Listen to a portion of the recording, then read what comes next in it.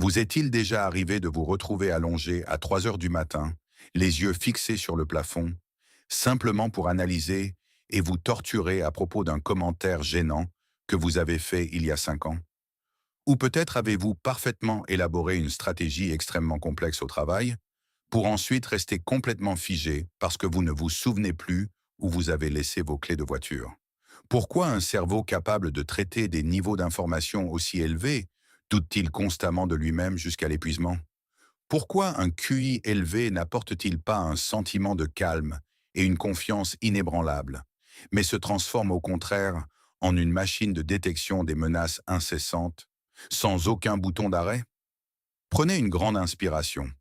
Ce bruit chaotique dans votre tête n'est pas un défaut. Aujourd'hui, nous allons démolir le mythe du génie parfaitement maîtrisé. Nous allons révéler 7 vérités étranges qui prouvent secrètement que vous possédez un esprit hautement intelligent. Et vous allez enfin comprendre que le désordre dans votre tête a parfaitement du sens. On vous a dit toute votre vie que les personnes intelligentes ont tout compris. La société adore peindre l'image du génie irréprochable qui maîtrise toujours son environnement. Mais la réalité psychologique est bien moins glamour. En fait, une intelligence extrême s'accompagne presque toujours d'un profond chaos intérieur.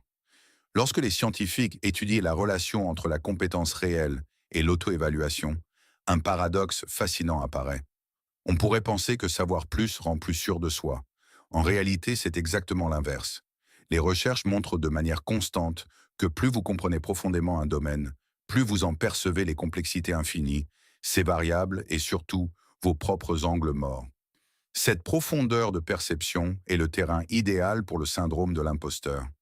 Pendant ce temps, cette confiance inébranlable et bruyante que vous observez souvent chez les autres n'est bien souvent qu'un symptôme du fait de savoir trop peu pour réaliser tout ce qui manque. Un biais cognitif bien documenté connu sous le nom d'effet Dunning-Kruger. Votre hyperconscience reconfigure votre cerveau en un système de fonctionnement très spécifique et souvent épuisant. Et c'est précisément ce système qui produit cette habitude quotidienne étrange que vous pensiez n'être que de simples défauts personnels. Analysons-les. Pour vraiment comprendre cela, je veux que vous rencontriez Min. Min est brillant, mais la plupart du temps, il est simplement profondément épuisé par son propre esprit. Voyons comment ces 7 traits se manifestent dans sa vie et combien d'entre eux reflètent la vôtre.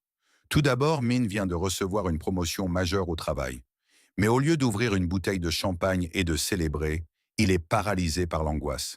Il pense, ils m'ont surestimé, ce n'était que de la chance.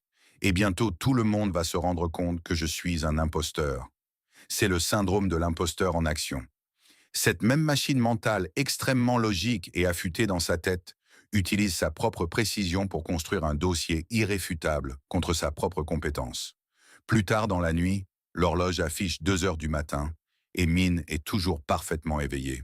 Ce n'est pas un manque de discipline. Les recherches des psychologues évolutionnistes, Satoshi Kanazawa et Satoshi Perina, révèlent que la capacité à ignorer son rythme circadien naturel pour poursuivre des pensées abstraites est un marqueur évolutif d'une intelligence plus élevée. Min est un oiseau de nuit parce que son cerveau se sent enfin libre de fonctionner lorsque le reste du monde s'éteint. Le lendemain, vous pourriez surprendre Min debout seul dans un parking, marmonnant des calculs et des plans à voix haute. Il ne perd pas le contact avec la réalité. Les psychologues appellent cela le langage privé. Pour une personne hautement intelligente, le langage n'est pas seulement un moyen de communiquer avec les autres.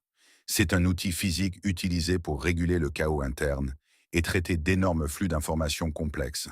En rentrant chez lui, la mâchoire de Min est crispée. Son esprit simule rapidement 10 scénarios d'accidents catastrophiques différents qui pourraient y se produire avant même qu'il n'arrive dans sa rue. Une étude fascinante du chercheur Alexander Penny a établi un lien entre une intelligence verbale élevée et l'anxiété chronique. Un cerveau puissant ayant en réalité une machine de détection des menaces extrêmement sensible. Plus vous êtes capable de prévoir les résultats, plus vous pouvez imaginer rapidement les pires scénarios possibles. Lorsqu'il franchit enfin la porte de chez lui, Min peut se souvenir parfaitement d'une donnée précise d'un tableau qu'il a vu 3 ans auparavant, mais il reste debout dans la cuisine, regardant dans le vide, se demandant s'il a laissé le gaz allumé. Ce n'est pas un déclin cognitif. C'est un mécanisme neurologique appelé allocation des priorités. Son esprit est tellement investi dans la résolution de problèmes complexes et abstraits qu'il sacrifie activement l'attention portée aux tâches banales, répétitives et à faible risque afin d'économiser de l'énergie. Frustré par sa propre distraction, Min lâche un juron. Mais contrairement à l'idée reçue, les recherches en sciences du langage indiquent que les personnes très intelligentes qui utilisent des mots grossiers ne manquent pas de vocabulaire. Bien au contraire, elles utilisent ces mots forts parce qu'elles comprennent intuitivement le poids émotionnel précis et l'exactitude absolue que ce mot véhicule à ce moment précis. Enfin, à la recherche d'un moment de paix, Min entre dans un café. Mais en quelques minutes, il doit partir. Le tintement des tasses, les conversations qui se chevauchent, les lumières fluorescentes vives, tout cela est insupportable. C'est une surcharge sensorielle. Cette même bande passante neurologique élevée qui lui permet de traiter des théories complexes agit aussi comme une immense éponge, absorbant chaque son et chaque lumière de l'environnement, imposant une charge écrasante à son système nerveux. Alors, que se passe-t-il réellement sous la surface? Pourquoi un esprit doué se ressent-il souvent comme un fardeau incroyablement lourd? La réponse réside dans une réalité biologique appelée la bande passante neurologique. Lorsque nous parlons d'intelligence élevée, nous avons tendance à la considérer comme un logiciel, simplement de meilleurs programmes, plus rapides, qui fonctionnent dans l'esprit. Mais il s'agit en réalité d'une différence fondamentale de matériel. Les recherches en neurobiologie de l'intelligence suggèrent que les cerveaux à haut QI possèdent souvent des réseaux neuronaux intensément hyperconnectés. Ils ne se contentent pas de traiter les données, ils les ressentent. Leur bande passante neurologique est tout simplement plus large. Chaque observation, chaque interaction et chaque petit stimulus environnemental frappe leur système nerveux avec une intensité physique et émotionnelle bien plus élevée que la moyenne. Cela nous amène au paradoxe ultime et quelque peu déchirant de l'esprit brillant. L'épuisement profond que vous ressentez à la fin de la journée provient rarement de votre patron, de votre charge de travail ou des pressions extérieures de la société. Il vient entièrement de l'intérieur. Vous êtes chroniquement fatigué parce que vous êtes contraint de maintenir une immense centrale énergétique de niveau industriel à l'intérieur de votre propre tête. Cette charge cognitive est implacable. Les moteurs fonctionnent en permanence, générant des idées brillantes tout en consommant d'énormes quantités d'énergie. Vous portez en vous une machine qui fonctionne à pleine capacité 24 heures sur 24, mais personne ne vous a jamais donné les amortisseurs nécessaires pour absorber les vibrations. Vous êtes fatigué parce que votre cerveau fait le travail de 10 et qu'il ne s'arrête jamais, jamais. Il est extrêmement important d'arrêter de romantiser tout cela. La société traite un haut QI comme une superpuissance parfaite, un ticket doré vers une vie facile. Mais une superpuissance non maîtrisée est simplement un fardeau. Si vous ne reconnaissez pas activement ces schémas pour ce qu'ils sont réellement, l'anxiété chronique, les cycles de sommeil perturbés et la surcharge sensorielle constante vont s'accumuler silencieusement. Avec le temps, cette friction quotidienne ne vous rend pas seulement fatigué, elle mène à un épuisement mental profond et écrasant. Pire encore, cela crée un mur invisible entre vous et le reste du monde. Vous commencez à vous retirer, à éviter les situations sociales et à vous éloigner des relations. Non pas parce que vous ne vous souciez pas des autres, mais parce que votre système nerveux ne peut tout simplement pas supporter cette surcharge de stimulation. Cet isolement social silencieux et invisible est la véritable tragédie d'un esprit brillant non régulé. Imaginez que votre cerveau soit le moteur d'une voiture de Formule 1. C'est un véritable chef-d'œuvre d'ingénierie, incroyablement puissant, extraordinaire et conçu pour des performances extrêmes.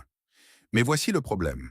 Si vous prenez ce même moteur parfait et que vous le forcez à avancer lentement sur une route de campagne chaoteuse et non asphaltée, ce qui correspond en réalité à ce que la vie quotidienne représente pour vous, ce moteur va surchauffer. Il va finir par lâcher. Alors, si vous vous retrouvez à fixer le plafond sombre à 3 heures du matin, submergé par vos pensées incessantes, j'ai besoin que vous entendiez ceci. Vous n'êtes pas un échec. Vous n'êtes pas brisé. Et vous n'êtes absolument pas anormal. Cette agitation que vous ressentez n'est pas une maladie. C'est simplement le poids lourd et inévitable d'un esprit qui porte bien trop de profondeur pour un monde superficiel. Si votre esprit est constamment épuisé parce qu'il fonctionne à pleine vitesse chaque jour, prenez un moment pour vous arrêter. C'est totalement normal. Laissez un commentaire ci-dessous et partagez votre histoire avec nous afin que nous sachions tous que nous ne traversons pas cela seuls. Et si vous vous êtes reconnu dans cette vidéo, pensez à vous abonner. Nous allons continuer ce voyage ensemble, en explorant les aspects les plus beaux, complexes et chaotiques de l'esprit humain. Merci beaucoup de votre écoute.